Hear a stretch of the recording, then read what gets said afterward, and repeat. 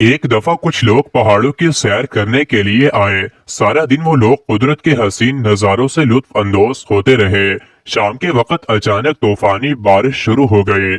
तूफान इतना शदीद था कि कोई चीज दिखाई नहीं देती थी और ना ही कोई जाए पनाह मिल रही थी। नतीजा ये हुआ कि वो सब लोग एक दूसरे से बिछड़ गए। इत्तेफाक से एक नौजवान लड़की को पहाड़ों के दरमियान एक छोटा सा घर नजर आया। अपनी जान बचाने के लिए उसने वहां पनाह ले ली।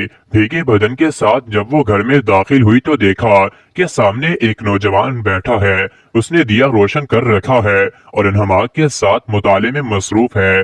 वो सोचने लगी कि आज जान तो जाएगी ही, साथ में इज्जत भी लुट जाएगी।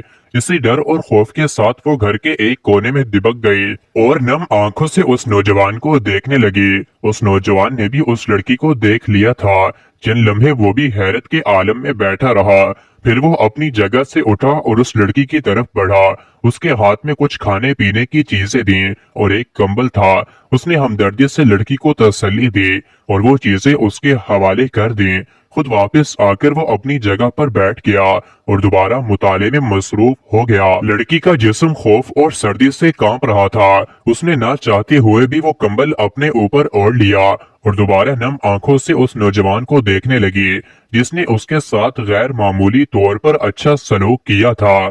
चंद लम्हों बाद उसने देखा कि उस नौजवान ने अचानक अपना हाथ जलते हुए दिए पर रख दिया। चंद लम्हों बाद उसके मुंह से कराह निकली और उसने अपना हाथ वापस खींच लिया।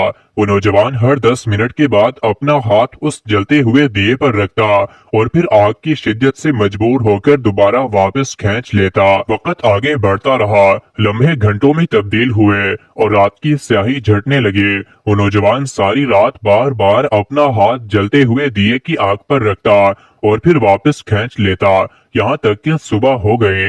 लड़की जो ये सब रात भर देखती रही थी अपनी जगह से उठी, नौजवान का शुक्रिया अदा किया और अपने घर को लौट गई। कुछ दिनों के बाद वो दोबारा शाम के वक्त उस घर में आई। उसके वालिदैन भी साथ आए थे। लड़की अपने वालिद से कहने लगी कि बाबा, ये है वो नौजवान जिसके बारे में आपको बताया था। मुझे अगर शादी करनी है तो इसी से करनी है। लड़की के वालिदैन ने अपनी बेटी की पसंद पर रजामंदी का जाहिर करके कुछ दिनों बाद उसकी शादी उस नौजवान से कर दी। दिन हफ्तों में और हफ्ते महीनों में तब्दील होते गए। एक दिन उस लड़की ने अपने खाविंद यानी उस नौजवान से पूछा कि जिस रात को तूफान आया था और मैंने तुम्हारे घर में पनाह ली थी, लेकिन तुमने मुझे किसी तरह का कोई नुकसान नहीं पहुंचाया। तुम उस वक्त मेरे साथ जो चाहते सलूक कर सकते थे, किस चीज ने तुम्हें रोके रखा? और नौजवान बोला कि जब तुम भीगे बदन के साथ मेरे घर में आई थी तो मैं हैरत से तुम्हें देखता ही रह गया, क्योंकि इतनी खूबसूरत लड़की मैंने अपनी जिंदगी में नहीं देखी थी। कुछ देर बाद मेरे जज्बात ने अंगड़ाई ली और जिनसी शत मुझ पर सवार हो गई। मेरा दिल चाहा कि आगे बढ़ूं और जज्बात से मगलूब होकर अपनी ख्वाहिश पूरी कर लूं, लेकिन इस गुनाह का अंजाम सोचकर मैंने अपना हाथ जलते हुए दिए पर रख दिया। चंद लम्हों बाद जब आग की शिद्दत बर्दाश्त से बाहर हुई तो मैंने अपना हाथ वापस खींच लिया। मेरे दिल में ख्याल आया कि इस जलते हुए दिए की आग तो मुझसे बर्दाश्त नहीं होती। कल क़यामत के रोज जब मुझे उस गुनाह के बदले जहन्नुम की आग में फेंका जाएगा तो मेरा जिस्म कैसे बर्दाश्त करेगा? इसी अंजाम के खौफ से मुझ में आगे बढ़कर गुनाह करने की हिम्मत नहीं हुई। जब भी शैतान मुझे वरगलाता और मैं गुनाह के लिए आमादा होता तो साथ ही अपना हाथ उस दिए पर रख देता।